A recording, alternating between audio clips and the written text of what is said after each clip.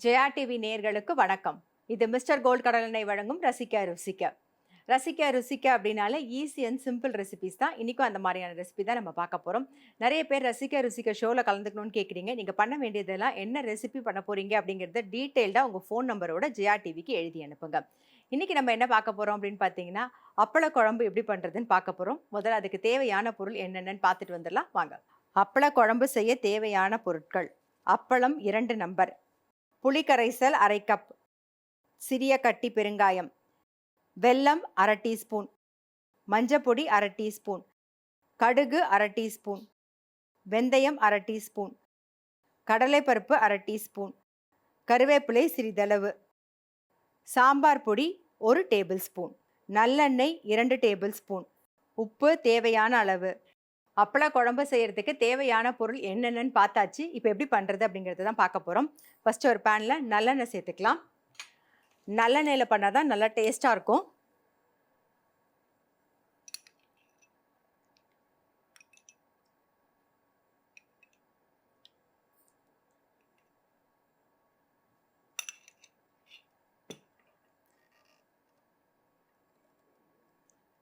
தாளிக்கிறதுக்கு கடுகு, வெந்தயம் ஒரு 1/4 டீஸ்பூன் வெந்தயம் சேர்த்துக்கலாம். கொஞ்சம் கடலைப்பருப்பு,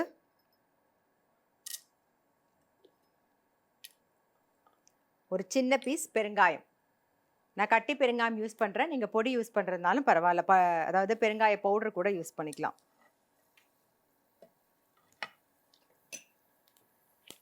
ஒரே ஒரு வரமிளகா.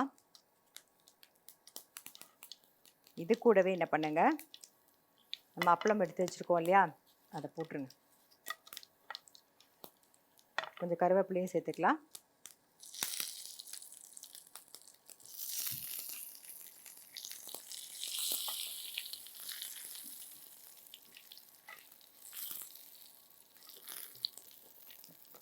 சாம்பார் பொடி எப்பயுமே சொல்கிறது, வெத்த குழம்பு போடும்போது சாம்பார் பொடி அந்த எண்ணெயிலேயே கொஞ்சம் போட்டு லைட்டாக பிரட்டி விட்ருங்க. ஒரு 2 ஸ்பூன் போடுறேன்.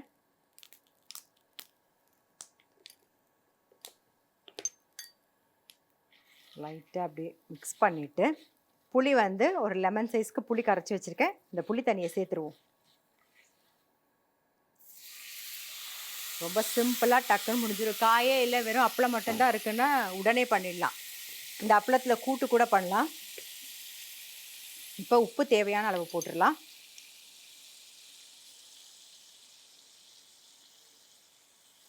கொஞ்சம் வெல்லம்,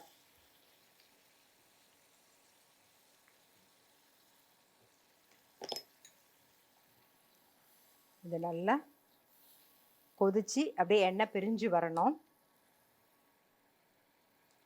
கொஞ்சம் தண்ணி விட்டுக்கலாம். இன்றைக்கி நான் சாம்பார் பொடி சேர்த்தேன்.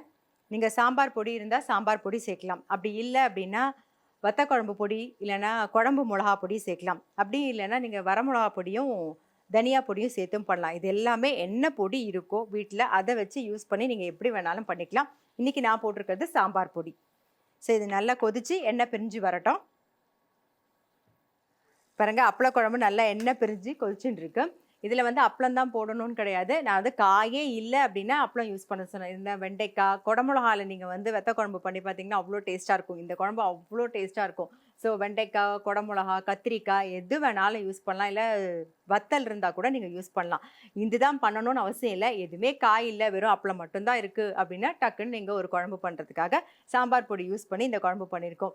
நான் சொன்ன மாதிரி வத்த குழம்பு பொடியோ இல்லை குழம்பு மிளகா பொடியோ எது வேணாலும் நீங்கள் யூஸ் பண்ணலாம். அதே மாதிரி இது தொட்டுக்கிறதுக்கு நல்ல ஒரு தேங்காய் போட்ட கறி நல்லாயிருக்கும். அதே மாதிரி சுட்ட அப்பளம், அதுவும் இல்லைன்னா பருப்பு தொகையல் பெஸ்ட்டு காம்பினேஷன். பருப்பு தொகையெல்லாம் ஒன்றும் இல்லை, நம்மளுடைய தோரம்பருப்பு இல்லை, அது நல்லா ஒரு சின்ன கப்பில் தோரம்பருப்பு எடுத்துக்கோங்க. அதை ட்ரை வால்னியில் பெருங்காயம், தோரம்பருப்பு, வரமிளகா இது 3த்தையும் வறுத்துட்டு நீங்கள் அரைச்சி எடுத்தாலே போதும். உப்பு சேர்த்து அரைச்சி எடுத்தாலே போதும். அதில் புளி வைக்கணுங்கிற அவசியம் இல்லை. சில பேர் அதில் தேங்காய் சேர்த்தும் அரைப்பாங்க. சில பேர் அதில் ஒரு 2 பல்லு பூண்டு போட்டும் அரைப்பாங்க. இதெல்லாம் ஆப்ஷனல், நம்மளுடைய விருப்பம் தான். நார்மலாக வெறுமை பருப்பு தொகையல் அப்படின்னா தோரம்பருப்பு, வரமிளகா, பெருங்காயம், உப்பு சேர்த்து வறுத்துட்டு உப்பு சேர்த்து நீங்கள் அரைச்சாலே போதும். இது தொட்டுன்னு சாப்பிட்றதுக்கு அவ்வளோ டேஸ்ட்டாக இருக்கும். ஸோ இன்னைக்கு அப்பள குழம்பு எப்படி பண்ணுறதுன்னு பார்த்துருப்பீங்க. டெஃபினட்டாக ட்ரை பண்ணி பாருங்கள். ரொம்ப ரொம்ப டேஸ்ட்டாக இருக்கும். நல்ல சுடசாதத்தில் எப்பயுமே சொல்கிறது தான், நல்ல சுடசாதத்தில் நீங்கள் நல்லெண்ணெய் விட்டு அப்படி பிசைஞ்சு சாப்பிட்டிங்கன்னா அவ்வளோ டேஸ்ட்டாக இருக்கும். தயிர் சாதத்துக்கு தொட்டுன்னு சாப்பிடும்போது ரொம்பவே நல்லாயிருக்கும். ஸோ ட்ரை பண்ணி பாருங்கள். இப்போ நம்மளுடைய எண்ணெய் பிரிஞ்சு கொதிச்சிருச்சு. நம்மளுடைய அப்பள குழம்பு ரெடி. பிளேட்டிங் பண்ணிடலாம் நாம.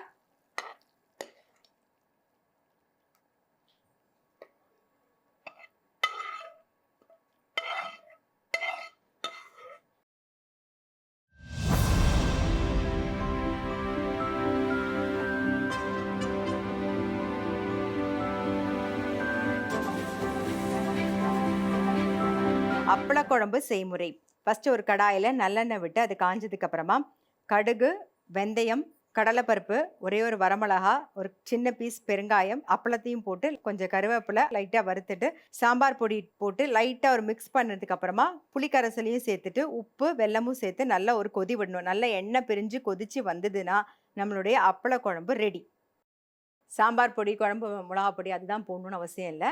நீங்கள் வந்து வறுத்து அரைச்சி கூட பண்ணலாம். அதாவது ஒரு சின்ன பீஸ் பெருங்காயம், வரமிளகா, அப்புறம் தனியா, கடலைப்பருப்பு, வெந்தயம், உளுத்தம்பருப்பு, அப்புறம் கொஞ்சம் அரிசி இதெல்லாம் நல்லா வறுத்துக்கோங்க. கொஞ்சம் கைப்பிடி கருவேப்பிலையும் சேர்த்து நல்லா வறுத்து அரைச்சிட்டு அந்த பொடியை சேர்த்தும் பண்ணலாம். ஸோ இது எல்லாமே நம்மளுடைய டைம் எந்த அளவுக்கு சௌகரியமாக இருக்கும். நிறைய டைம் இருந்தால் வறுத்து அரைச்சி நம்ம எக்ஸ்டாப்ளிஷ் பண்ணி பண்ணலாம். தேங்காய்லாம் சேர்த்து அரைச்சி கூட பண்ணலாம்.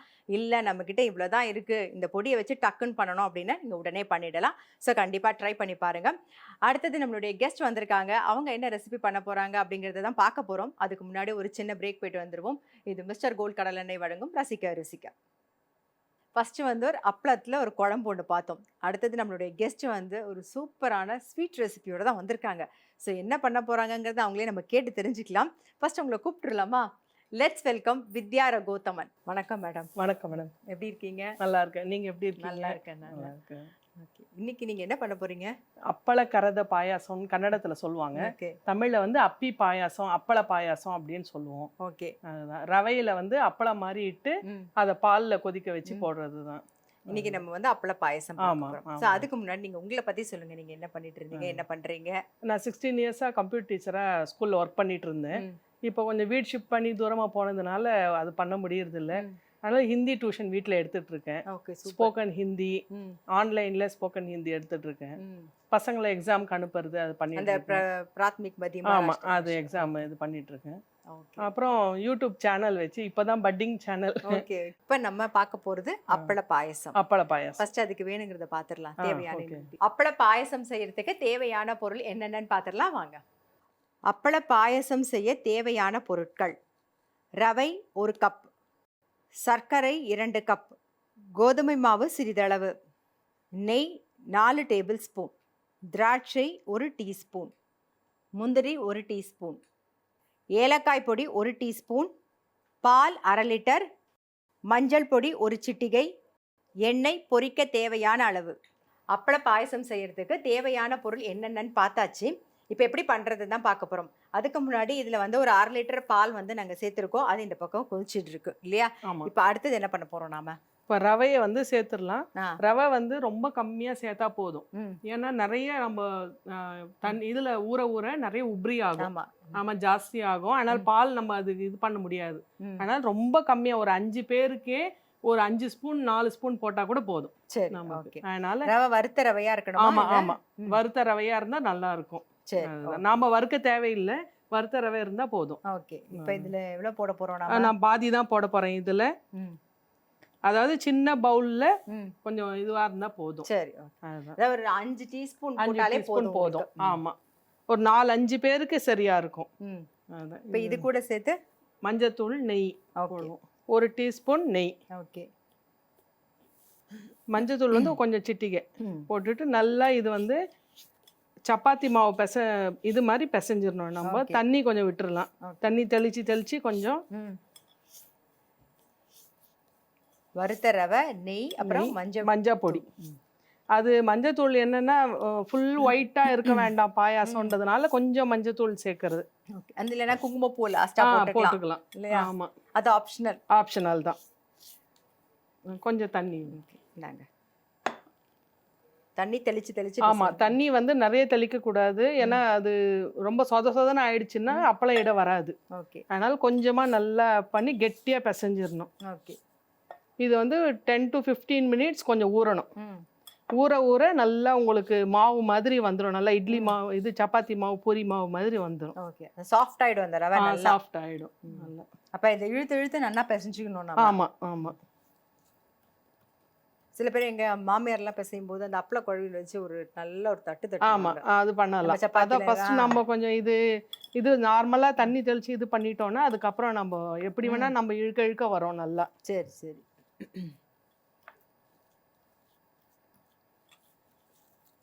இது பார்க்கறதுக்கு கம்மியா இருக்கு, ஆனா நமக்கு அந்த அப்பளம் போட்டு போட போட நிறைய இழுக்கும். சரி. ஒரு 10வது வரும் இல்லையா இதுல? தாராளமா வரும். ஓகே.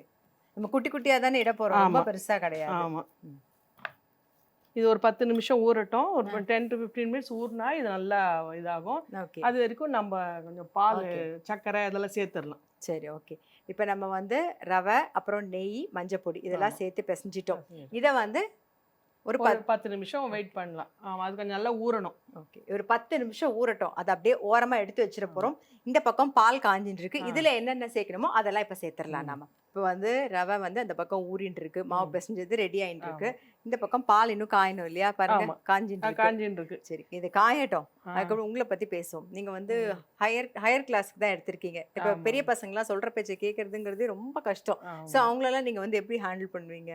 கொஞ்சம் மிஸ்டீவியஸாக இருக்கிற பசங்களை கொஞ்சம் தனியாக கூப்பிட்டு பேசுவோம். கொஞ்சம் ஏன் இந்த மாதிரி பண்ணுறீங்க, என்னப்பா படிக்கிறதுக்கு இம்பார்ட்டன்ஸ் எவ்வளோ எஜுகேஷன் அப்படின்றது நாங்கள் சொல்லுவோம். அப்படியும் கொஞ்சம் இதாகலை அப்படின்னா அவங்க அம்மாவை கூப்பிடுவோம்.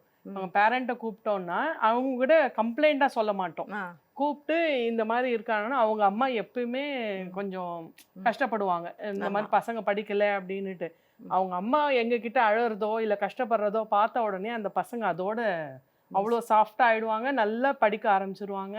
அந்த இன்னொருத்தர்கிட்ட நம்ம அம்மா வந்து கஷ்டப்படுறாங்களே அப்படின்ற ஒரு எண்ணம் வந்து பசங்களுக்கு இருந்தோடனே அது எவ்வளோ மோசமாக இருக்கிற பசங்களாக இருந்தாலும் நல்லா ஆயிடுவாங்க. அதுக்கப்புறத்துல அவங்களுடைய லைஃபே கொஞ்சம் சேஞ்ச் ஆகிடும். இப்போ என்ன பண்ண போகிறோம்? சர்க்கரை போட்டுடலாம். இப்போ ரவை நம்ம எவ்வளோ கப்பு யூஸ் பண்ணுறோமோ அதுக்கு 2 பங்கு சர்க்கரை. ஓகே. இப்போ சர்க்கரை சேர்த்துடலாம். இது நல்லா இனிப்பா இருக்கணும் பாயாசம், அதனால சர்க்கரை கொஞ்சம் நல்லாவே யூஸ் பண்ணலாம். இதுல இப்போ வந்து நிறைய நாட்டு சர்க்கரை அதெல்லாம் சேர்க்கறாங்க, ஆனாலும் இது டேஸ்ட் வந்து வராது. கண்டென்ஸ் மில்க் சேர்க்கறாங்க இப்போ. இதெல்லாம் வந்து ஆப்ஷனல், நம்ம இஷ்டம். கண்டென்ஸ் மில்க் சேர்க்கறது, அப்புறம் பாதாம், பிஸ்தா இது மாதிரி பண்றது எல்லாமே நம்ம பண்ணலாம். ஓகே. இந்த பக்கம் சர்க்கரை சேர்த்தாது, இப்போ ஏலக்காய் போட்டுடலாம்.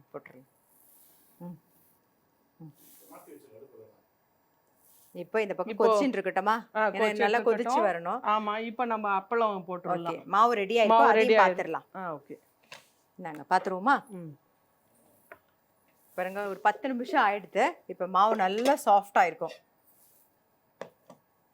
கரெக்ட், நீங்க சொன்ன மாதிரி நல்லா சாஃப்டா இருக்கு. நல்லா மாவு சாஃப்டா இருக்கு. இப்போ வந்து ஆமா, இப்போ நம்ம நல்லா எவ்வளவு வேணாலும் நம்ம கொஞ்சம் அடிக்கலாம், செய்யலாம். நல்லா சாஃப்ட் ஆயிடும்.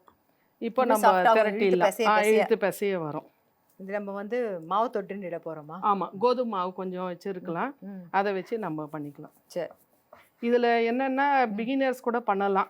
ஏன்னா இது நமக்கு பூரி வந்து அழகா புஷ்ஷுன்னு சாஃப்டா வரணும், அப்படின்னு சப்பாத்தி வந்து அழகா இந்த ஷேப்ல வரணும், அதெல்லாம் இதுல எதுவுமே கிடையாது. ஏன்னா இது கிழிஞ்சி இருந்தாலும் சரி, உடஞ்சி இருந்தாலும் சரி, நமக்கு அதுதான் கிறிஸ்பா எடுக்கணும். அதுதான். அதே மாதிரி ஷேப் எல்லாம் அவசியம் இல்லை. சில சமயம் பூரி இடும்போது தப்பா இட்டுருவோம். ஆமா, எப்பயுமே பூரிக்கு வந்து உங்களுக்கு சாஃப்டா இருக்கணும், அப்போ கடகடன்னு வந்துடும். இது வந்து ஒவ்வொரு முறை என்ன ஆயிடும்னு அப்படியே ஆப்போசிட்டா ஆயிடும். அதனால அது ரொம்ப மெலிசா இடணும். சரி. அது இந்த ஓரம் கொஞ்சம் இதாகும்.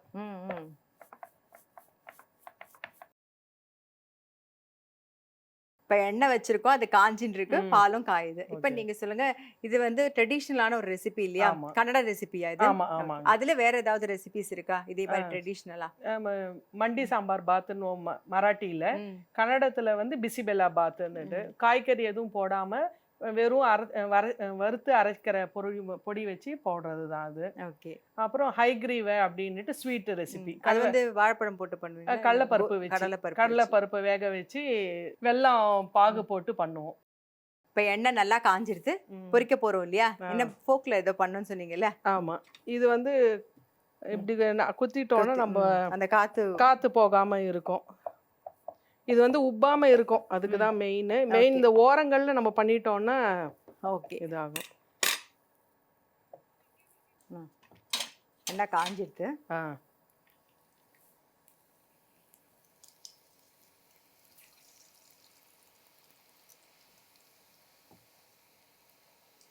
பக்கம் பாலும் நல்லா காஞ்சிட்டு இருக்கு. இது நல்லா கிறிஸ்பா பொரியணும். ஆமா, கிறிஸ்பா ஆகணும், நல்லா ப்ரௌன் கலர் வரணும். சரி.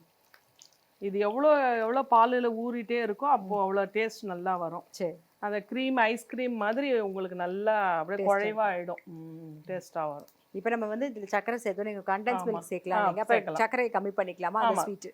இது 2 கப்பு சக்கரை இப்போ எடுத்துருக்கேன். 1 கப்பு ரவைக்கு. இப்போ 1 கப்பு சர்க்கரையும் 1 கப்பு கண்டென்ஸ் மில்க்கும் 1 ஸ்பூன் கண்டென்ஸ் மில்க் போடலாம். பாருங்க, இந்த அளவுக்கு கிறிஸ்பா இருக்கணும். ஸோ இப்போ எடுத்துடலாம் நாம. இப்போ நெக்ஸ்ட் ஒன்று போட்டுக்கலாம்.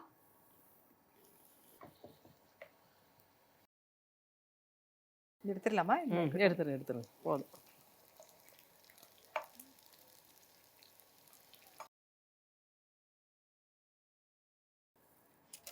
நல்லா உடச்சி தூள் ஆக்கிட்டோம்னா உங்களுக்கு நல்லா ஊறிடும். அதுல கொஞ்சம் பெருசா போட்டோம்னா கொஞ்சம் ஊறுறது கஷ்டம். இப்போ மார்னிங் தான் இந்த பண்றோம், மத்தியானம் லஞ்சுக்கு சாப்பிட்றோம் அப்படின்னா, ஒரு ஃபங்க்ஷனுக்கு பண்றோம் அப்படின்னும் போது நல்லா உடச்சி விட்டுட்டோம்னா சீக்கிரமா ஊறிடும். சரி, அதுதான். இப்போ நாங்க என்ன பண்ணோம்னா, மேரேஜுக்கு ஏதாவது ஒரு ஃபங்க்ஷன் செய்யும் போது ஃபுல் சமையல் செய்யறதுக்கு முன்னாடி இந்த மாவை வந்து பிசைஞ்சு வச்சிருவோம். வச்சுட்டு மீதி சாம்பார் என்ன பண்ணுவோமோ அதெல்லாம் பண்ணிட்டு அதுக்கப்புறம் கடைசியா இதுக்கு வருவோம். இது அதுக்கு பால் உங்களுக்கு காஞ்சிட்டே இருக்கும். அதுதான். இப்போ இதாயிடுச்சு. இப்போ இதில் போட்டுடலாம். இப்போ நம்ம பூரி பொரிச்சதை உடச்சி போட்டாச்சு. இந்த பாலுக்கு தகுந்த அளவு நம்ம போட்டுக்கணும், ஒரேடியாவும் போட்டுக்கூடாது. அதுதான். சாப்பிடும்போது நமக்கு அந்த ஐஸ்கிரீம் மாதிரி வருமா? கொஞ்சம் பால் இருக்குமா? ஆமா, கொஞ்சம் இல்ல பாலோட தான் இருக்கும். உங்களுக்கு ஃப்ரிட்ஜில் நம்ம வச்சுட்டு மறுநாள் சாப்பிட்றதோ இல்லை ஈவினிங் நைட்டு சாப்பிடும் போது அப்போ நல்லா அது க்ரீமியாக ஆகிடும். ஆமாம்.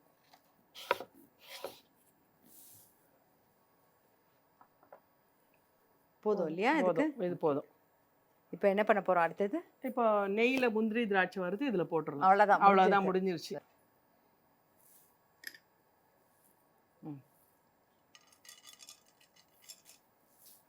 முந்திரி திராட்சை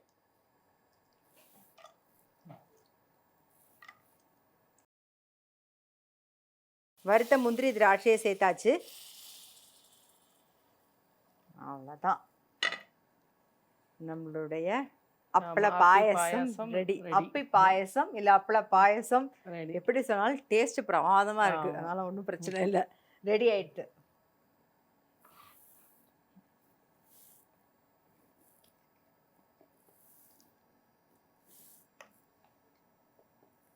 சொன்ன மாதிரி இப்போ வந்து செமி சாலிடா இருக்கு. நீங்க ஃப்ரிட்ஜில் வச்சு எடுக்கும்போது நல்ல ஐஸ்கிரீம் சாப்பிட்ற மாதிரி இருக்கும். அந்த டேஸ்ட் நல்லா கெட்டி ஆயிடும். பதர்பேனி. ஆமா, பதர்பேனி மாதிரி ரசமலாய் மாதிரி நல்ல பால் சுண்ட இது இன்னும் நல்ல டேஸ்ட் கொடுக்கும். பதர்பேனி இப்படி தான் பண்ணுவாங்க இல்லையா? அதுவும் கிட்டத்தட்ட இதே மாதிரி தான். ஓகே, மேலே முந்திரி திராட்சை சேர்த்தாச்சு. ஆமா, அவ்வளோதான். இப்போ இது ட்ரையா இருக்கு. இது நம்ம ஃப்ரிட்ஜில் வச்சு கூட பசங்களுக்கு பால் போட்டு கொடுக்கலாம். வெறும் பால்ல சக்கரை மிக்ஸ் பண்ணி இதையும் சேர்த்து கொடுக்கலாம். இப்போ இந்த இது தனியா மிக்ஸ் பண்ணும்போது நம்ம நாட்டு சக்கரை எல்லாம் சேர்த்துக்கலாம் இல்லையா? ஓகே. ஏன்னா சில பேர் ஹெல்த்தியா சாப்பிடணும் அப்படின்னு நினைப்பாங்க. பட் பொரிச்சிருக்கோம் இருந்தாலும் இல்ல ஒரு சின்ன ஹெல்த்தியா இருந்தா நல்லா இருக்கும்னு தோணும் இல்லையா? சரி, ஓகே.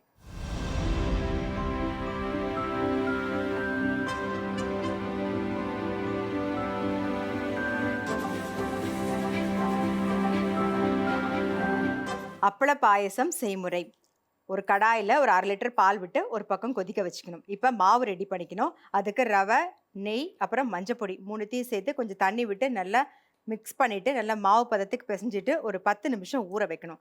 அது ஊறத்துக்குள்ளே இந்த பக்கம் பால் நல்லா கொதிச்சிட்டு இருக்கு இல்லையா, தேவையான சர்க்கரையும் போட்டு ஒரு கொதி விடுங்க. ஒரு 10 நிமிஷம் ஆனதுக்கப்புறம் மாவு பார்த்தீங்கன்னா நல்லா சாஃப்டாக வந்திருக்கும். அந்த ரவை மாவு வந்து நல்லா சாஃப்டாக இருக்கும்.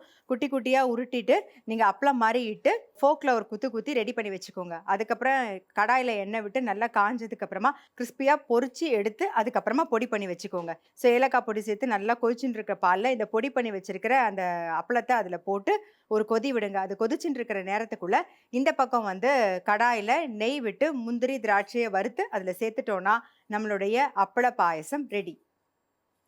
ஒரு சூப்பரான அப்பள பாயசம் பண்ணி காமிச்சதுக்கு ரொம்ப ரொம்ப நன்றி. உங்களுக்கு வந்து டைமண்ட் ஹோம் அப்ளையன்சஸ் வழங்கும் ஒரு கிஃப்ட்.